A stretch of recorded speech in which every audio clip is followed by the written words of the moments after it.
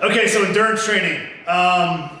Similar to like, say, strength training or any other exercise that you want to perform at or perform at a higher level, you have to do the exercise you want to get better at. So in terms of endurance training, the primary guidelines in terms of, when we look at endurance, there's two components to it. The first component is, obviously you need the local muscle endurance in order for them to keep doing work. So if you're trying to be a long distance cyclist, obviously the quadriceps need to be able to produce high amounts of work without fatiguing as much. The second component of that's going to be the systemic ability of the cardiovascular system and all the organs and stuff like that to fulfill kind of the metabolic aspects of endurance training.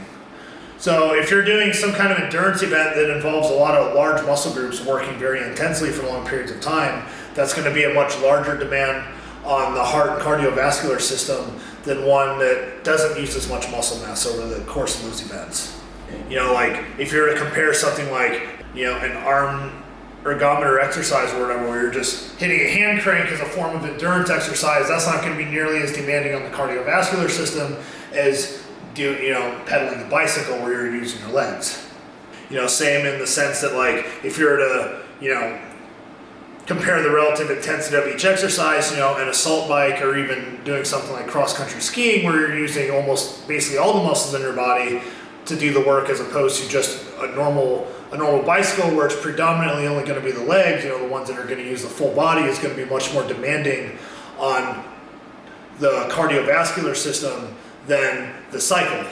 So anyways, we want to train that systemic ability of the body to, of the heart and the cardiovascular system to pump and deliver a lot of blood to the working muscles. You have to use modes of exercise that are similar to the ones that you're training for. And like I said, like if your primary means of doing cardio is not using the same muscles in a similar recruitment pattern as what you do during your aerobic activity, well, you're not going to make the same adaptations. Not only does the heart and cardiovascular system need to be able to deliver all that blood and oxygen, the muscles can accept a higher rates of oxygen, blood, and nutrient uptake by increasing capillarization in the muscle tissues, and you only get that by doing high amounts of endurance training.